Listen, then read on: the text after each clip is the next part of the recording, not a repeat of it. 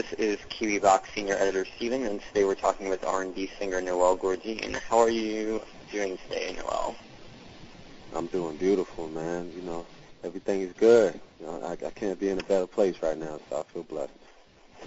Wonderful. So, debut is called After My Time. Is that a reference to the fact that you wish you could have been a performer during the time when classic soul was actually considered modern, or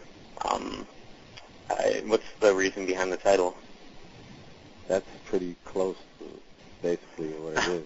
It's just, you know, there's a lot of artists that, you know, could be said that they're before their time. You know, I like to use a couple of artists, you know, Jimi Hendrix and Rick James, and, you know, because their music was so genius, it could come out now and still, you know, make the impact that it made. But, yeah, I sort of feel, you know, with the content and, you know, subject matter and everything that I speak about on my album that, yeah, it could have been out, you know, I feel that I could have came out in that whole classic soul swing, you know, the whole Motown and the Sam Cooke days and things like that. So, yeah, that's pretty close, you know, hence the title After My Time. So when you listen to the album, who are some classic soul singers that you can personally hear traces of in your voice and music that you're just like, wow, that reminds me of Sam Cooke or of Curtis Mayfield, something like that?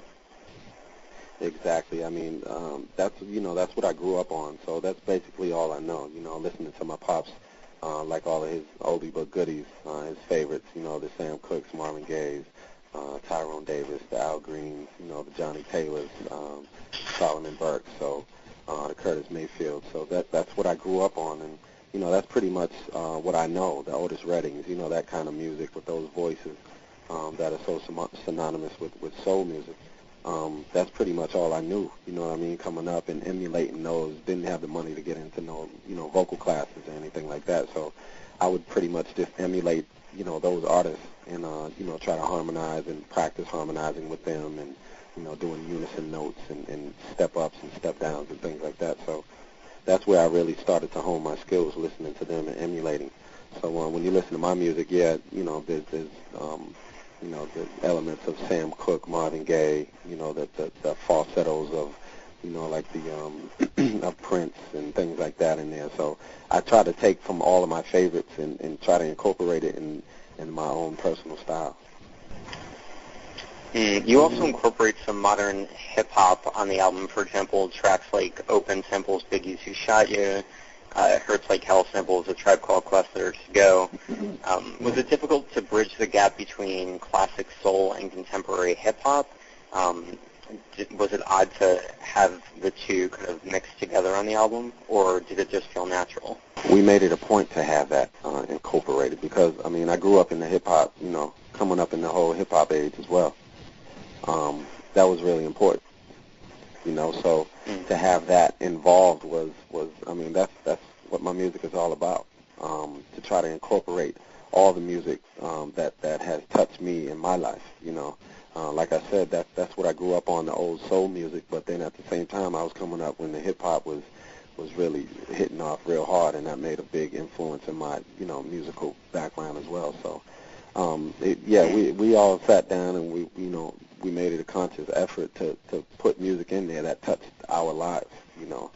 So that made it really important, and it's good to hear, you know, we have some hip-hop heads that are listening to R&B that, you know, sometimes they wouldn't be apt to listen to R&B, but when they hear that, it's elements of, you know, the hip-hop days, and it might, you know, have them tend to listen to it a little bit closer, you know what I mean, and open them up a little bit. So, you know, I think it was really important to incorporate some hip-hop feel in the music and keep it edgy at the same time as, you know, as well as the soul element.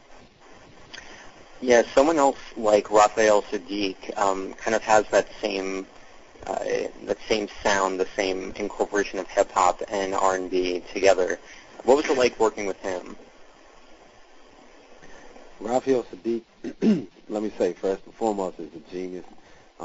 He's one of the coolest cats that I've ever met. For somebody of that stature, and, you know, how long he's been in the industry, and to, you know, how influential he is. He's a pillar in the industry from back in the day. He was just so down to earth. Nothing was etched in stone. We were working on it, writing it at the same time, and working with him and writing with him was just such an honor. And then, at the same time, I put my ideas out there. He wouldn't just shoot it down, but he'd work with it. He'd be like, all right, let's try that, because that's one thing that I love about Raphael Saadiq, as opposed to a lot of other people that I've worked with, who are so, sticklers for notes. You got to hit the perfect note, and he goes off of feel, and it's reminiscent of the old style. So he goes so much off of the feel, and he's so in depth and in touch with his soul, that I love working with Raphael. From here on out, if I'm blessed to do another album, maybe another 2 albums, I'm going to be working with Raphael on every album. So that's how much of a pleasure that it was to work with him. Just easy to work with, and you're going to come out of there with some heat. So it was a pleasure working with Raphael. Great. So what do you hope people get out of listening to After My Time? I hope that they get just to feel that that music can go back to to the classic ways. A lot of people are thinking that that my album is the river is indicative of what the whole album is going to sound like, and it's not that at all. In a way that the river is sort of like an anomaly. We were just feeling that at that time, and it just came along at the perfect time, and we were so blessed to have it, popping off 3 years later after we, conceived it and recorded it. But there's something on the album for everybody. I just want people to know that, it is a part of my life. It's a big part of my life, and how we came up with the album. It just says a lot about myself and my team. Well, thanks so much for chatting with me. That's all the questions I have. All right, man. I appreciate it, Steven. Yeah, and I look forward to the album, and best of luck. Thanks, man. I appreciate it.